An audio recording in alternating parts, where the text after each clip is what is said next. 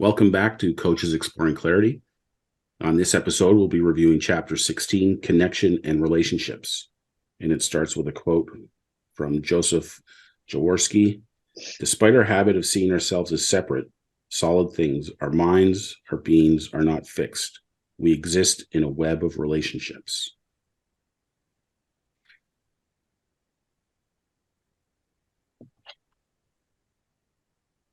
This chapter for me is I think, one where I certainly have done probably the most growing or accepting over the way I thought of things a year or two ago to now, more so on the connection piece. Like I always, through my whole business career, I knew relationships were kind of the key to success. I used to have a secret weapon with the IT department was I became friends with all of the IT guys, and I would give them tickets to sporting events or whatever. And then when my computer broke, they were there like in a flash to help me.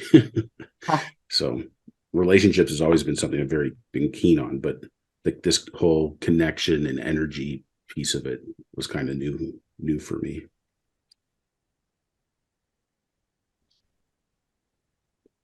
That's funny you should say that, Greg. You just made me think about what was actually my favorite job when I worked for a corporation, and it was like connection was my superpower. I had to persuade external people. I had to persuade the internal people to do some stuff for external people. Neither of the groups I knew, so that was my job. It was a crazy job actually, but somehow it worked, and I was young, but I've forgotten about that. I just loved that was my job, that I had to put people together. It was so, and help build relationships. It was so lovely, and to probably put people together who wouldn't necessarily have been together or who wouldn't have expected to be together. So maybe I should have been a dating coach. There you go. A matchmaker. Right, here we go. Yeah, I like this chapter actually. Yeah, and one of the things that came to mind as I read the quote is the idea that we get into relationship with people and things, and we sometimes don't even know that we're doing it. Kind of thinking and how, let's take, I'm sure we all have had an experience of, and yet the experience is only thought in the moment sort of thing. But we all had an experience of the Twin Towers. And I watched it from Turin in Italy, live footage. I had an experience. Now, how, and a relationship and a thought and a feeling that went to many, many thousands of American people going through this, as well as all sorts of strange, peculiar thoughts about maybe Arab people, or we didn't know, if you know what I mean. And like, in some way, we're having a relationship with those people. And yet, I was alone in my house with my cat. And the only like real physical relationship I was having was with the cat, actually. And how just a blank screen, and Jane does indeed mention the screen, the watching the TV, and when you switch the light out, does it mean that the relationship's gone away? When I turn the telly off, has the relationship ended, or what? Yeah.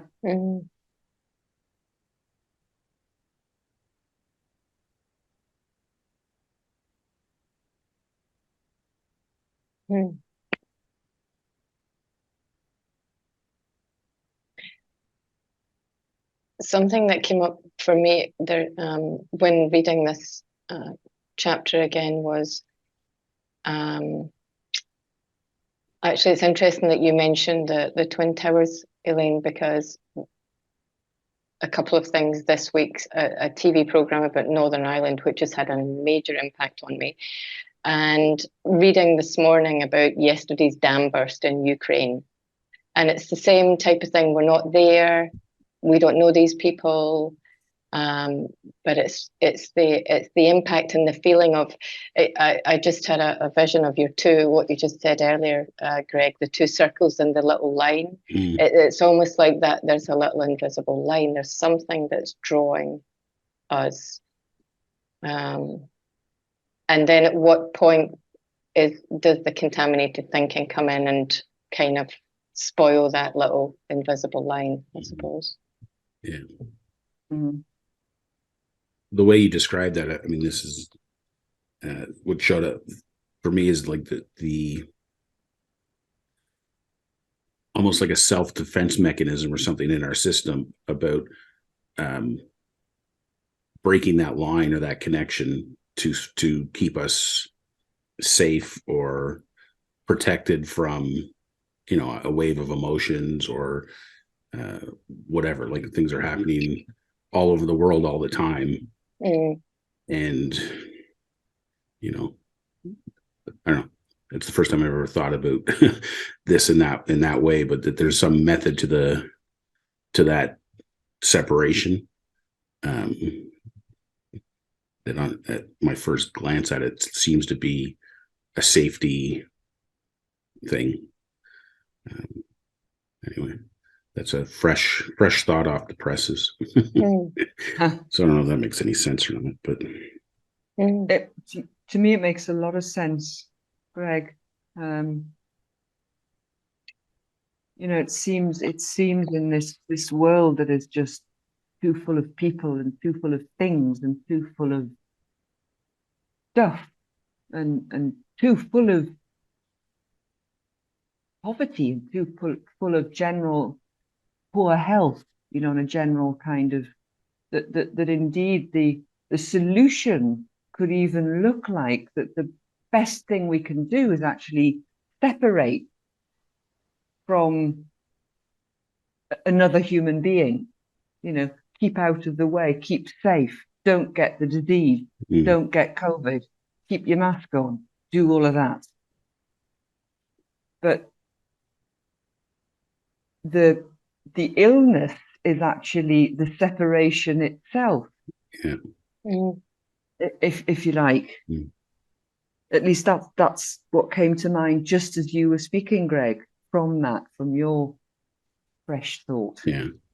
Well, and since you related it to the pandemic, it's at least my experience, even though there seemed to be practical reasons for that separation, there was more harm than good that came from it. I think as a species, we're meant to be connected. We're meant to be shared, you know. Oh, absolutely. But an understanding that, you know, where the connection is, which is already within you. It's within you and without you, but it's already there. We can't not be connected. Yeah, we can't not have it. And it's there even when we think it's not. Yeah. Is that, and when you know that it's there, you can probably for a very long period of time, obviously providing you have food and water kind of thing, you know, live, let's say, in seclusion, because it actually is safer if we're talking about a pandemic or a viral infection or something. But people were going crazy with COVID because of that, because they were made to be secluded, if you like.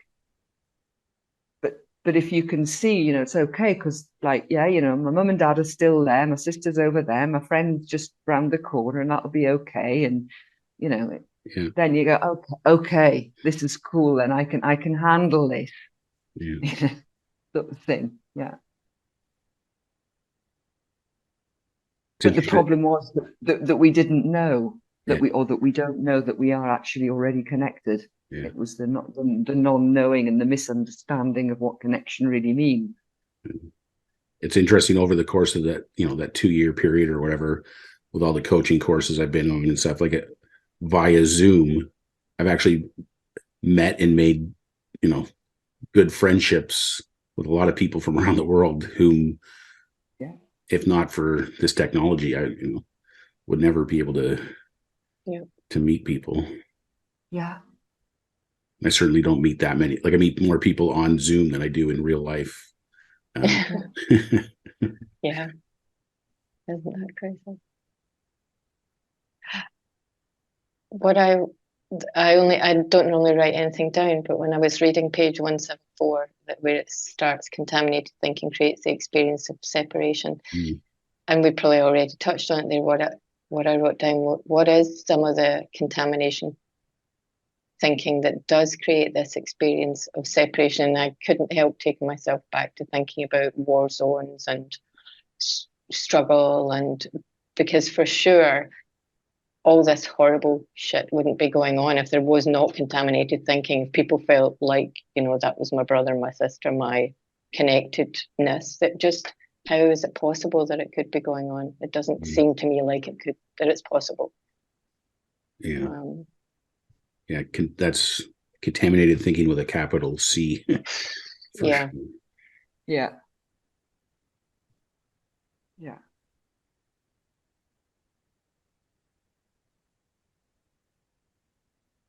Yeah, and it's go ahead, Lynn. No, it's okay. I'll come back to it. It's fine. It just popped up. Go ahead. No, I'm good. Okay. I was only going to say that the thing is that more often than not, that the contamination is indeed, well, not more often, it's always our own though.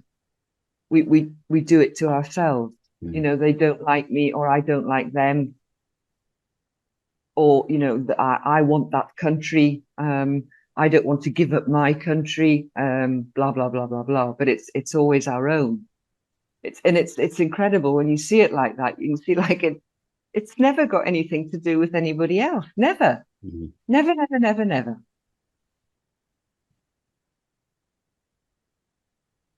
That's funny, because what just popped up, Elaine, was when I read that as we get caught up in contaminated thinking, I was just thinking about myself. When do I get caught up in contaminated thinking and not feel connected? It's all of that, that, oh, people think this, or I think that, or they're better, I'm not good enough. All this stuff that we create in our heads that creates that snaps that line, if you like. And that's probably it for me. I highlighted the line just before the London Olympics section that said, when you listen deeply and allow connection to emerge, the resulting conversations can be profound, creative, and extremely useful. And I think I would guess for all three of us as coaches, our coaching conversations with our clients fit that bill perfectly. And what I realize is I so easily slide into that deep listening mode when I'm with a client. But when I'm talking to my wife or my kids, I'm not in that deep listening mode most of the time. And as a result, the connection isn't what it could be. And the resulting conversations are certainly not profound or creative. So that's just observing that and being aware of it, I think for me has been very helpful. Yeah. And then, so they say, Greg, that the very fact that you're sharing that with us and everybody else who's listening is going to create a huge shift for you with that. Well done, Greg. Indeed.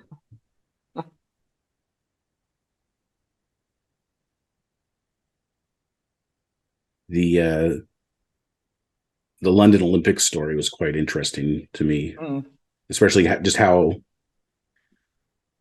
easily the world or the UK fell into the explanation for everyone getting along so well during the Olympics. Well, it must be the Olympics. To the point where they're bringing on experts like Jamie onto Sky TV to explain this phenomenon, the Olympic effect, or whatever you would call it. But it just, for me, it just highlighted how easily we fall into the trap of pointing to our circumstances to explain what's going on. That kind of also gives me a sense of, the word that we sort of maybe 30 or 40 years ago, or 70s, 80s, 90s would still be let's say in fashion, which would, when you get the vibe. So, you can see that in a big stadium or watching a big athletic event, or especially or a football stadium or a baseball stadium or something like that. And then like your team wins and they're playing at home. So the most of the fans are the home team kind of thing. And we've all seen it on the TV, and like, or the goal is scored, or the I don't know what the thing is, when the biggest points you can make on a baseball hit. I don't know what it's home called. run. Thank you. Home run is done, and like the crowd just go wild. And I've seen this, of course, when Roger Federer won his tennis games. I would be absolutely, I would be just, to be carried off in Italy, and he's like playing Wimbledon or Miami or wherever the hell he's playing. I'm to carry off. But the vibe is something like, I suppose physics would describe it as there's something to do, I think, with like coherence, and that when the energy levels are such and they're all vibrating at the same level, there's like a circular sort of movement that is created. And apparently this would apply, let's say, to, ill health like a cancer. So if the energy is so strong and it's a good vibe, let's say, then the energy will move at that vibration, altitude and frequency in a certain way with a certain strength behind it. If you try to like get one other, the baddie, if you like, so you can think about the cancer cell or something like that, or the only person who doesn't like Roger Federer or whatever, like, or that person, the best thing they can do is just shut up. Because what will happen if they try to go against the current that's been created, then they do waves in stadiums as well. You can't resist. You've got to stand up and do your wave, haven't you, whether you want to or not. You kind of get carried with the whole crowd. You just get up and do a wave as it comes to you. Well, but apparently the sort of the counterpart won't ever make it because the energy is so strong, and that it will automatically turn round and become part of, let's say, the wave. And that's apparently also how many, let's say, healing techniques work. The idea is to create the energy that is so strong, it is so in unison, it's so connected, it's so at the same vibe. And that's how it works. And that's, that feelings of connection and belonging in that same paragraph are natural for people when they're not lost in isolated, stressful thinking. That when people feel more connected, they have a greater sense of well-being. It makes perfect sense.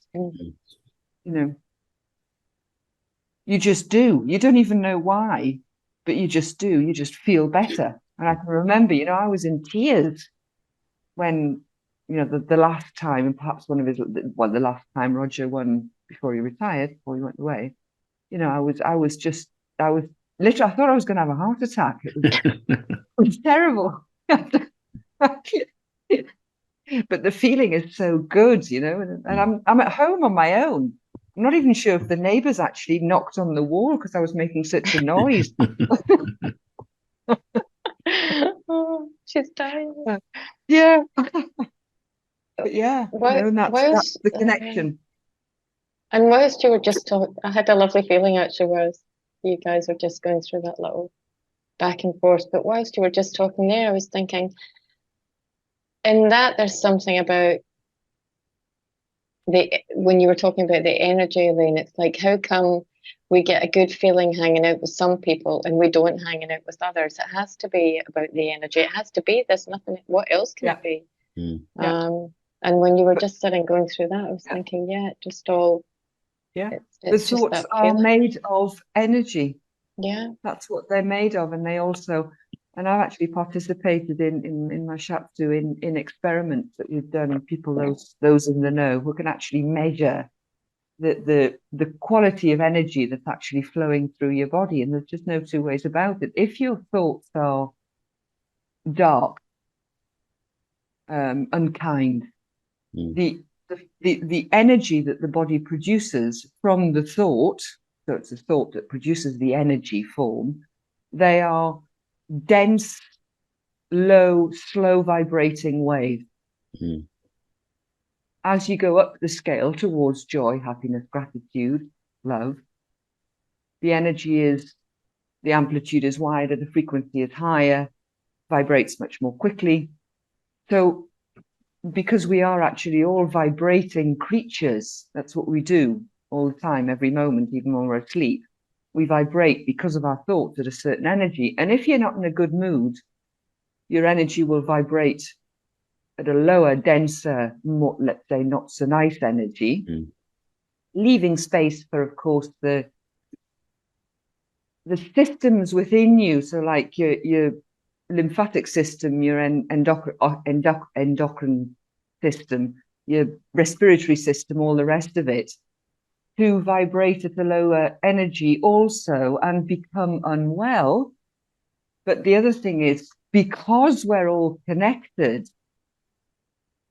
that energy will be felt by another person. And it's, again, it's because we're connected that we do indeed feel, and sometimes can, let's say, be swayed in the way that you feel because of another person's energy. That's true. But again, when you know that that's how it works, you will sort of put in place, and it'll be like if a cancer is going to enter the body, let's say, or create itself in the body, you can put the correct and necessary safety boundaries in place. So your immune system will start working. That's what happens, basically. And in our case, in our work, your psychological immune system is fully prepared and ready and fired to work. That's how it works. But yes, you do actually feel other people's energy. You feel it. You do. We're made to do that. We need to. It's another safety mechanism. We need to know what's going on. Dogs do it. I was thinking about animals actually, and their reaction when people are depressed or physically unwell, or they know, they react. But the contamination in this case has taken away or has moved us away from that very natural instinctive ability that we already have.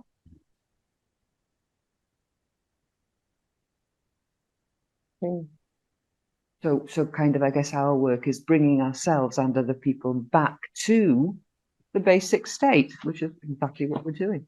Yeah. It reminds me of this on the bottom 177 where he talks about tangible and not real. Our experience of the world and form, including each other, is a tangible illusion, tangible but not real. The principles behind clarity represent a deeper reality, intangible but utterly real, giving rise to the tangible illusion of the material world.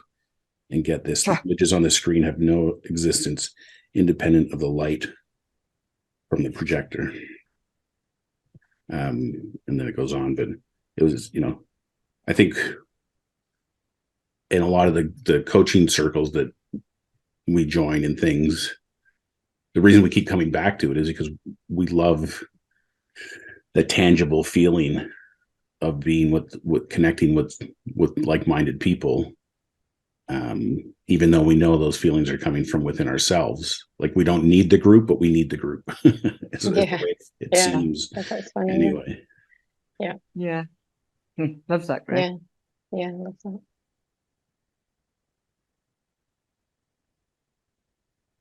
Shall we skip to the thought experiment? Is there anything else in this? Do that. Do you want me to read it out?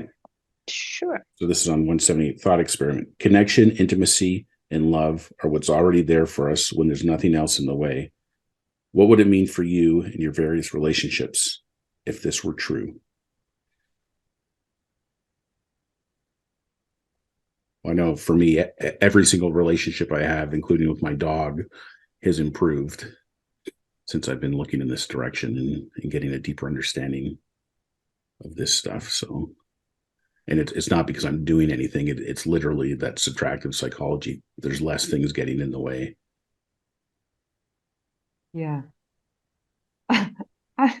I'm just thinking of that and thinking how weird, like maybe a couple of years ago, I would have struggled to understand the question. Okay.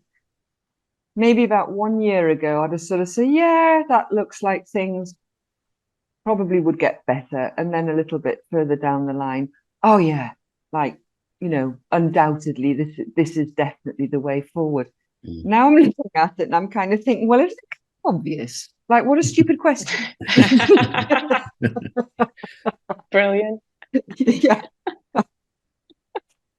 So I mean, yeah, I mean, hats off to that question. I mean, like, yeah, yes, what else can you say? At least for me, like, it's kind of obvious, isn't it? Kind of obvious.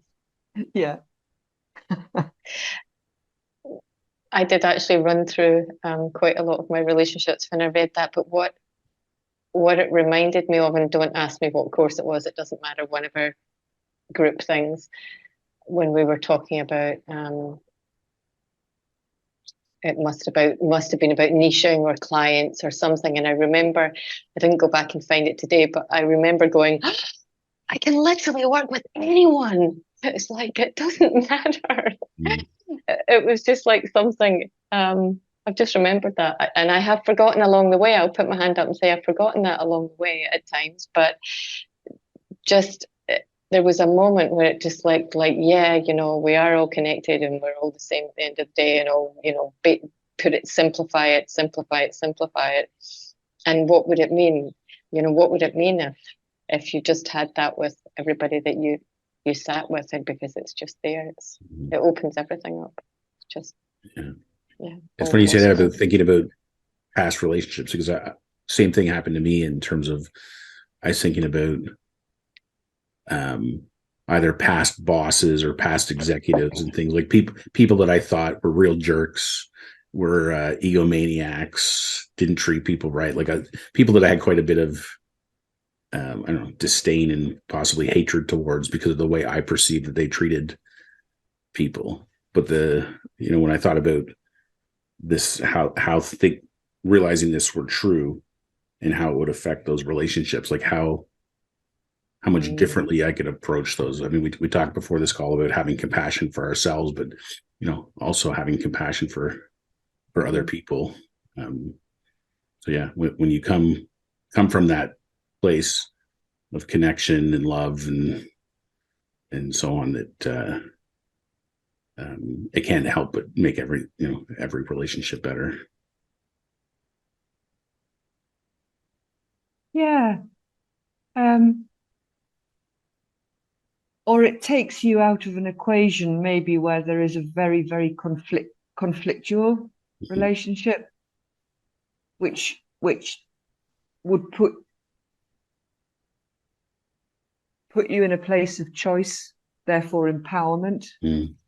Because sometimes when there is let's say, conflicting relationship, we get again stuck in the contaminated thinking that, oh my goodness, I'm going to divorce this woman, or I'm going to or I'm going to shoot my boss, or I'm going to do because he's just, or they are just unbearable. It's not possible. But when you come from there, you're automatically empowered to do the very best thing that can be done, which may be remove yourself from the scene, before you do shoot them, kind of thing, or maybe just say, okay, I get you, man. You and I really can't be talking about this because we do not see eye to eye, and we never will. But there's never sort of a kind of a turnaround, so that one person ever has to put up with another person. So it's always an advantage, if you like. Yeah. Like it's a win-win situation. However you look at it, it's a winner.